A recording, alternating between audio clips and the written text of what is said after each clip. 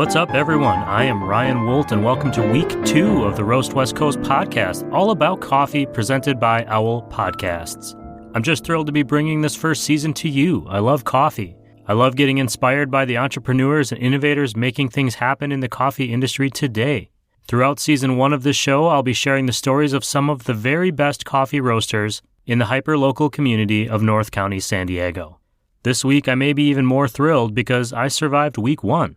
If you haven't already heard it, be sure to go back and check out my interview last week with Steve Rail, founder and head roaster at Zumbar Coffee Tea, and our Coffee Smarter session with my own coffee sensei, Chris O'Brien, founder of Coffee Cycle. This week we have a great guest, owner, founder, and head roaster of Steady State Roasting in Carlsbad, California, Elliot Reinecke. I met Elliot several years ago while going on Sunday Funday coffee and donut bicycle rides hosted by Patagonia. Each week we'd take a leisurely ride out to a path overlooking Encinitas, have a donut along with a fresh cup of AeroPress-style coffee that Elliot had roasted at home. Elliot's one of those truly inspiring people who seems to be able to focus and succeed at whatever he puts his mind to. Since then, he opened a cool little cafe on State Street in Carlsbad Village, which he quickly outgrew, and then opened a bigger space just down the block. He's also started winning coffee roasting awards around the country and developed a devoted following in the neighborhood. Check out a gallery of the shop on SteadyStateRoasting.com and use the promo code OWL10. That's capital OWL10 to get 10% off your online purchase of coffee beans. You won't regret it. I strongly recommend starting with the House Blend Space Traveler. Even though these shows are recorded virtually due to COVID-19, this conversation felt a little different. Elliot was on a patio with some chirping birds and green trees in the background, and I was near a window feeling the incoming breeze. It almost felt like we could have been sitting outside of a cafe somewhere. I hope you enjoy it. And now, it's time for me to pour myself another cup of good coffee and the show.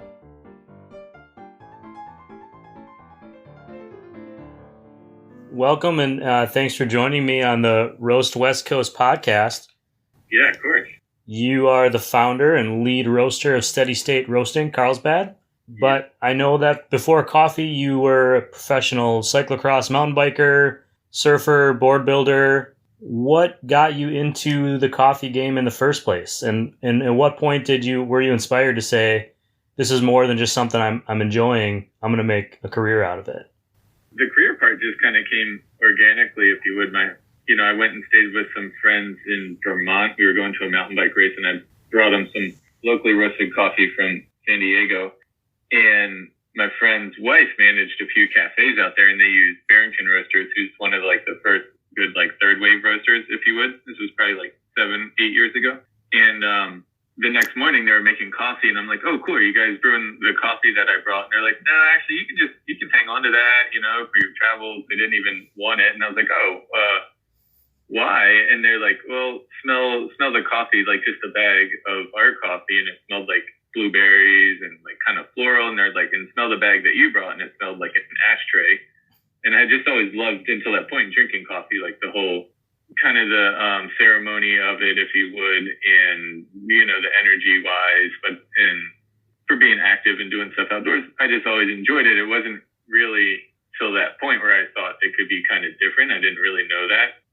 So then, I bought a bunch of coffee from them from when I was in the area, and went to a bunch of cafes there. And then just when I would travel the country racing, I would kind of go, and when I would get to a new city, wherever the race was, I'd go to as many cafes as I could, in between everything, which is a pretty popular thing to do now. And I would just try all the coffees, just kind of looking for that really good coffee again. So when I got back here to the house, I started ordering online, started brewing coffee a bunch of different ways, and then was eventually like, well, I should learn to roast coffee. Kind of always just chasing that, the aha moment, if you would, of oh, wow, coffee can taste different than just burnt or dark or bold or whatever. It can have fruit notes and stuff like that and be really smooth and really enjoyable black, because they used to always put cream and sugar in it until that point too. So I got a little home roaster and started roasting in the kitchen, and I was like, oh, I can save a little bit of money if I buy 20 pounds of coffee online. And if I do that, I can maybe sell some to friends to just kind of cover my costs, and maybe I could be drinking coffee for free almost. And then, I started bagging it and stamping it myself. And then we bought a little roaster and we put it in a shed behind our house, which was a little 2-kilo roaster, bought it used, and then just started roasting on that. And we were kind of almost outgrowing the shed, and I got a gig serving espresso and coffee at like a bike event called the Seattle Classic up in Monterey, and that was like 3 days. So I bought an espresso machine that could actually run on propane, and we served it. And I like learned how to make espresso. I took like a barista training class, and then I've got this space where our first cafe was, which you've been to. I wouldn't even call it a cafe, and it just all kind of grew from there. So it wasn't until it was always just like a passion project. Well, I guess it still is, because it's not like I'm buying a house on the ocean or anything like that. So definitely always passion oriented, you know. And once we got in that small space, I just wanted to roast coffee, bag it. People were like, you should serve coffee here too. I was like, I know nothing about serving coffee or running a cafe. So I literally just, you know, I think the first day I was open, we were open like 7 to 12:30 because I had another job like 3 days a week. We would be open, and, you know, we'd get like 1-2 people that would come by a day. And then eventually we got, you know, started to get busier and busier. Like, oh, wow, we actually sold $100 worth of coffee today. That's cool. And just slowly learned and did a bunch of research on how to do everything from running the cafe to roasting and brewing and all that. So I remember how it started. Yeah. Yeah, I remember those first bags you were tagging with the name Boogie Beans. Right. Yeah. And yeah. you know, full disclosure, I had done a couple of bike rides with you where you were serving those beans at a donut break at Patagonia, and I remember trying those beans, and then a year later trying your beans at Steady State, and then a year later trying your beans, and your progression from, you know, was so quickly, it seemed like, compared to, I remember going, oh, this is okay, this is good, and then the next one was like, oh, this is good, and then the next one was like, I actually wrote it down. I saved it to show you today. The last time I was in your coffee shop, I wrote down that your house coffee, Space Traveler, and I wrote, this might be the best cup of house coffee in all of San Diego. And it's only been a few years. So I remember thinking that and just being like, wow, it's been a really quick progression. But what inspired you to change the name from Boogie Beans, which is, I think, kind of a nickname based on you, to Steady State? And what is that? Yeah. What is Steady State? What's the meaning behind that? Yeah, you know, coming from a cycling background, Steady State is used in terms of training and stuff. I had liked Boogie Beans, but it was kind of like, if I want to do this, it's a little childish almost. And I didn't want the name to deter people from coming by, you know, whether it be a grandmother or grandfather, like, oh, I don't want to get coffee from something called Boogie Beans, or a hipster might not think it was cool or something, you know. So I didn't want the name to be a deterring factor for people to come try the coffee. The main goal has always kind of been like a place where everybody can enjoy coffee. So Steady State's kind of open. I like the idea of naming it after cycling, but I didn't want it to be shoe cycling oriented. Like my friend Curtis has Presto Roasters in Tucson. He's an ex-pro cyclist. And then the crew has Handlebar Roasters up in Santa Barbara. And, you know, they're very cycling oriented, like they're bike parts. And it's cool, but I didn't want to be like kind of foothold into cycling because I still like surfing and other things too. So cycling, like Steady State, relates a little bit to cycling in the term for the zone that you train in and stuff like that. It has a scientific aspect to it, which, you know, coffee has a lot of scientific meaning. When nothing is like in an increasing or decreasing state, it's in an equilibrium. It's said to be in steady state. And we were also located on State Street, and still are, our addresses. So it's kind of like, oh, I kind of always had the name, and then we just decided to make the switch one day. Like, okay, let's just switch it. So that was the main reason, yeah. You know, we've been talking a little bit about biking already real quickly, and coffee reminds me a lot of biking in the sense, or mountain biking in particular, or surfing, where once you start it and you get hooked, the next thing you know, you've kind of thrown yourself into it and you're spending all your time and all your money on it. And I'm wondering if coffee also has sort of a competitive aspect to it for you, if it satisfies some of that.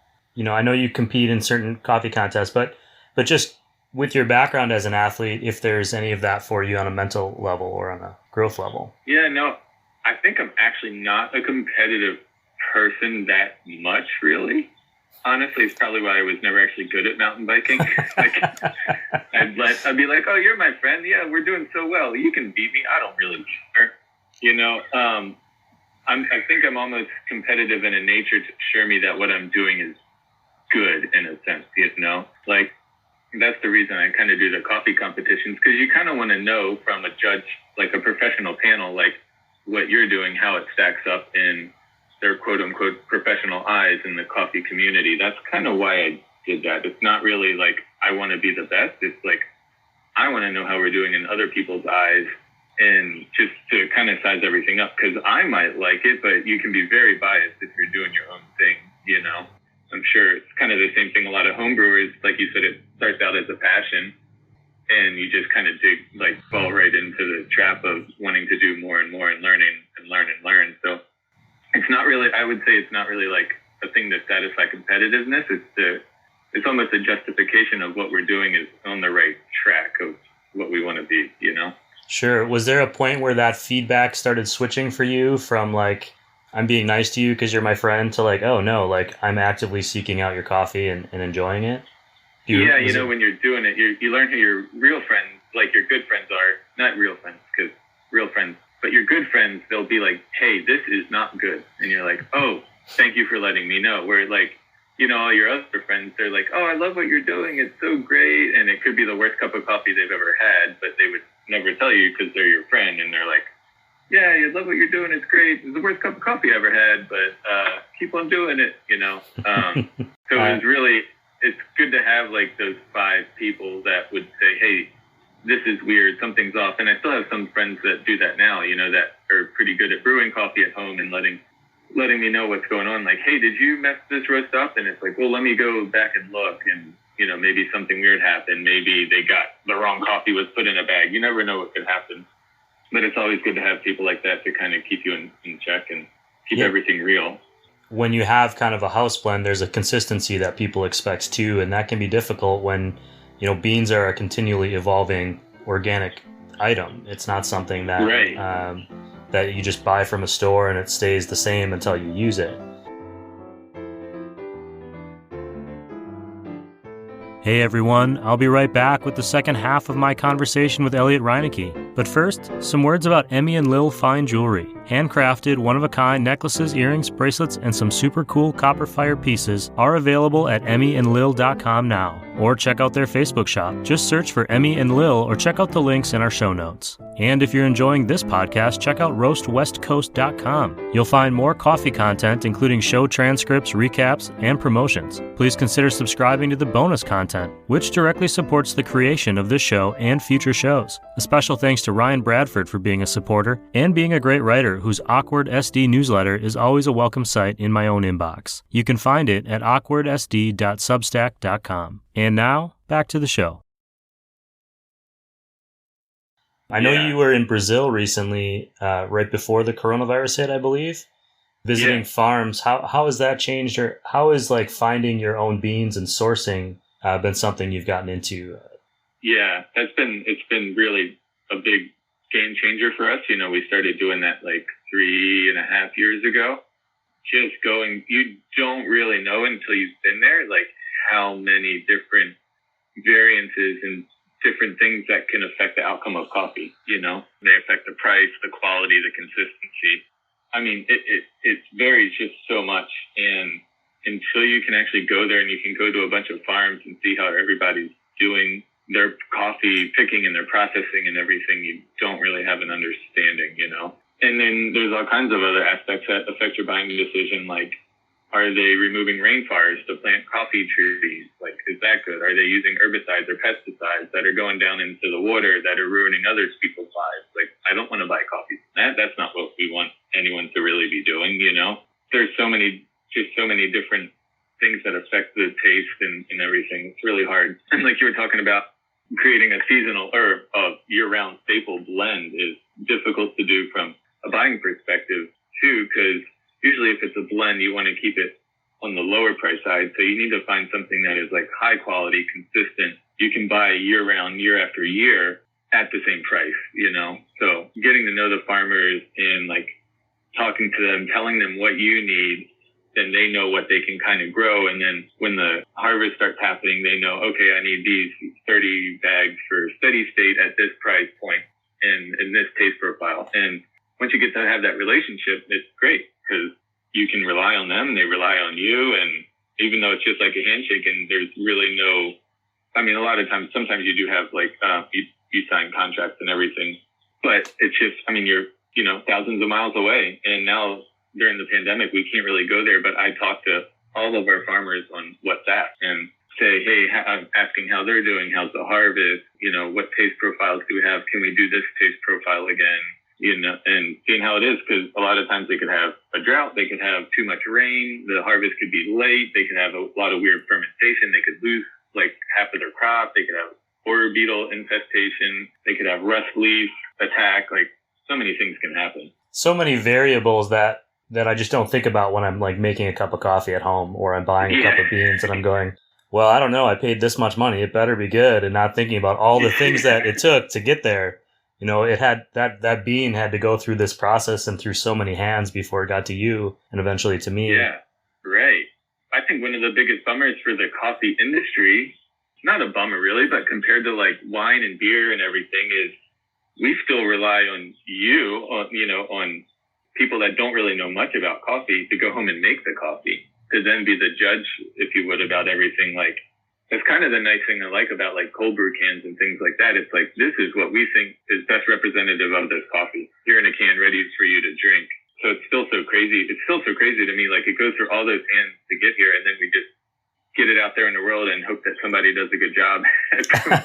I would be lying if I didn't say that while I was kind of getting ready to talk to you this morning, I forgot how much time was on my French press timer, I let it roast let it brew for a little bit too long. And I noticed that stuff now, but I probably wouldn't have, before I started getting into this a little bit more. But so yeah, you really are dependent on your customers to care about it as much as you do. And some will and some won't, but hopefully it works out. You mentioned not being able to like go visit farms right now. Obviously, the pandemic has impacted everybody and small businesses in particular.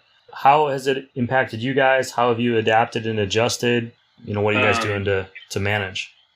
Yeah, all of the owners, we got together really early and had a meeting and came up with a game plan of, okay, as long as we can feel safe and our employees feel safe, we want to try not to close. We want to be there for the community as long as it's safe, and just for us being able to sustain and make it through everything. As quickly as we possibly could, we kind of put a table by the front door, brought one from the warehouse, and we switched to mobile online ordering only for a while to limit contact.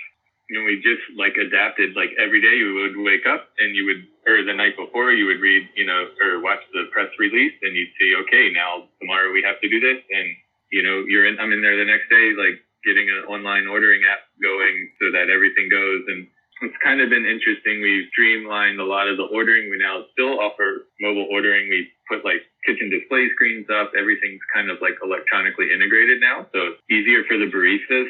We put a pickup window in right next to like the door, since we have a small little space. So you can order online and your drink will be ready when you get there. We just like literally just wake up every day and you're like, okay, what do we have to do today that's different, And now what we're trying to do now is one of the things that big bummer is yo-yoing, like, okay, we can open and people come in and then they get used to coming in at 25% capacity, and then we get shut down again, and then people have to go back out, and then you have to change all your systems and the way you do everything over and over again.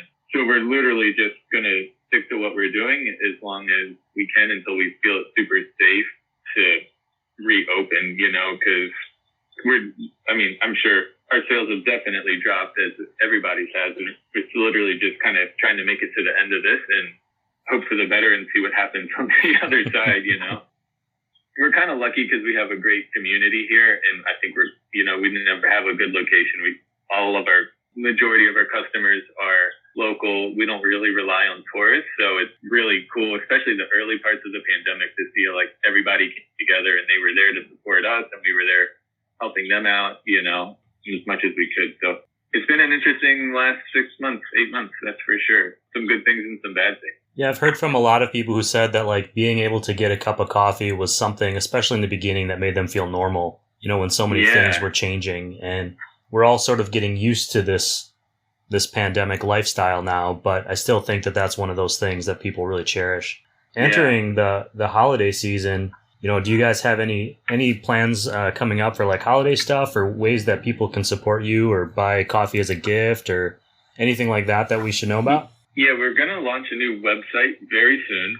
Right. We want to get it up by Black Friday.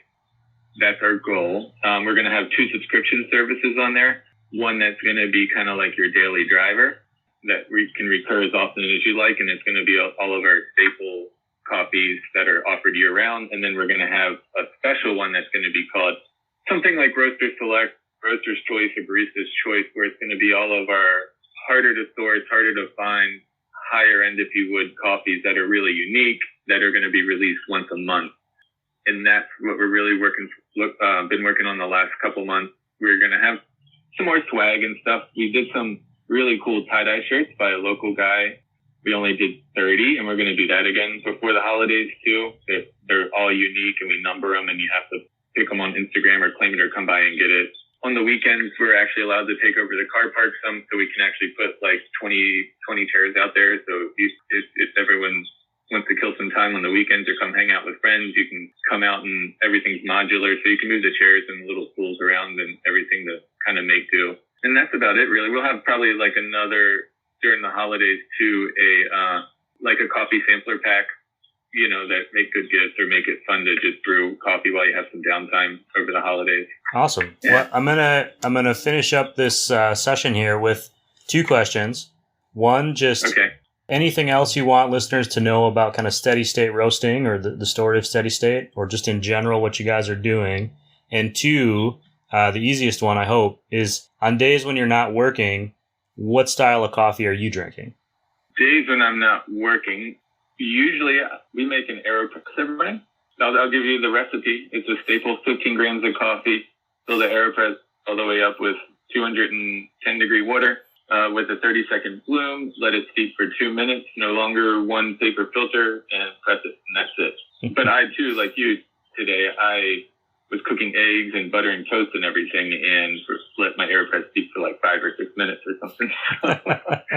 That, and then steady state, we're just a little local coffee shop bringing great coffees from around the world for everyone to try and do our best to represent coffee as what it is, similar to wine. We have a lot of single varietals, single origins. Like there's so many different varietals even of coffee that people don't even know about, Similar to beer, how 5 years ago, nobody even knew what an IPA, barely knew what an IPA was. Now people are like, I like Mosaic hop or I like Citra hop. So we're hoping that like people can learn more about different varietals, different processing methods and all that in coffee too. So awesome. Well, I appreciate you coming on the show, and I'm sure people are excited to try your coffee.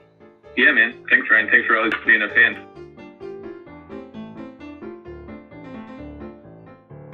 Episode 2 is now in the books, and I've got the shakes from my second cup of great coffee. A big thank you to Elliot for coming on this show and for making some really damn good coffees. One of the best ways for you to support Steady State Roasting is to buy bags of coffee beans. Order them online at steadystateroasting.com and have them shipped to your address, or purchase the beans and order a specialty drink to pick up from their Sensei Cafe right on State Street in Carlsbad Village. If you order online, don't forget to use the promo code OWL10, that's OWL like the bird, 10 like the number, to get a bonus 10% off for listeners of this show. And follow at Steady State Roasting on Facebook and Instagram for updates on their holiday gift packs and specialty t-shirt promotions. You can always find links in this show's notes or on roastwestcoast.com. Thank you for joining me for the next few months while we explore the coffee roasters of North County, San Diego. Be sure to subscribe and review wherever you're listening to great podcasts, including Apple, Spotify, Amazon Music, and basically everywhere. Reviewing the show actually really helps, and we certainly appreciate it.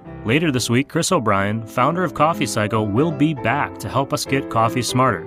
Keep an eye out for that show on Friday. Before I sign off, I want to thank the Coast News Group for collaborating with me on this project. Check out thecoastnews.com's podcast directory. You'll find this show there and plenty of other great content, including the North County Beat podcast, hosted by my friend and colleague, Kelly Kyle. This episode of the Roast West Coast podcast has been produced and recorded and written by me, Ryan Wolt. Thanks for listening and subscribing to the bonus content at roastwestcoast.com. Be swell out there, try to stay sane, and remember, always drink good coffee.